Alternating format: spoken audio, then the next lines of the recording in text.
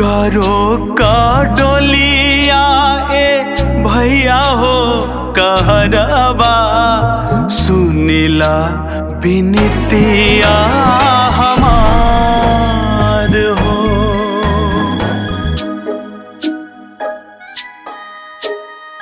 छूटल जाता माई के अचरवा दुलरवा बापूजी के अंगना दुआर हो सुनिला बिनतिया हमार।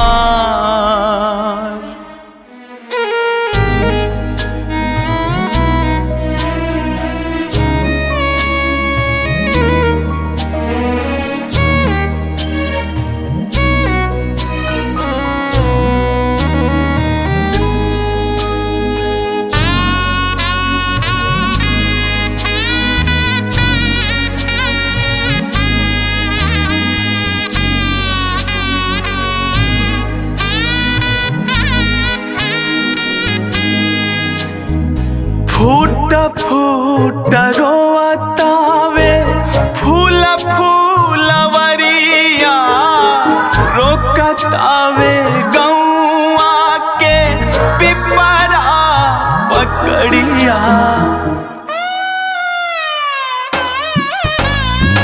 बतिया सुरतिया ना दिलवा से उतारी सब कर रहनी हम अखिया के पुतरी छछनेला छनही में हुक से हियरवा बिछुड़ता घर परिवार हो सुनिला बिनतिया हमार हो।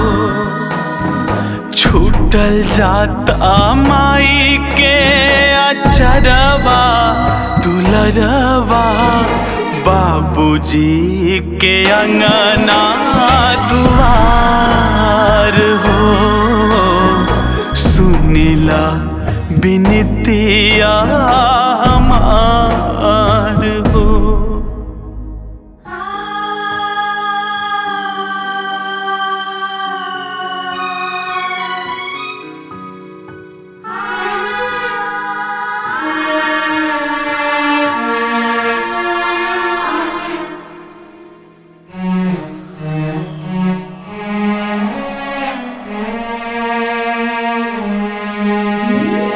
माटी के घरौंदा खेल खेलवड़वा बोला कैसे तेजी कहरू नैहर नगरवा।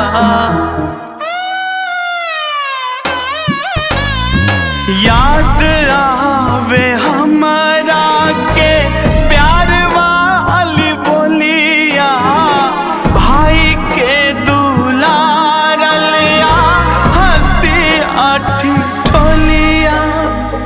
कैसे छोड़ी हम अपनी बाबू के पिंजरवा कैसे दी सबके विसार हो सुनिला बिनतिया हमार हो।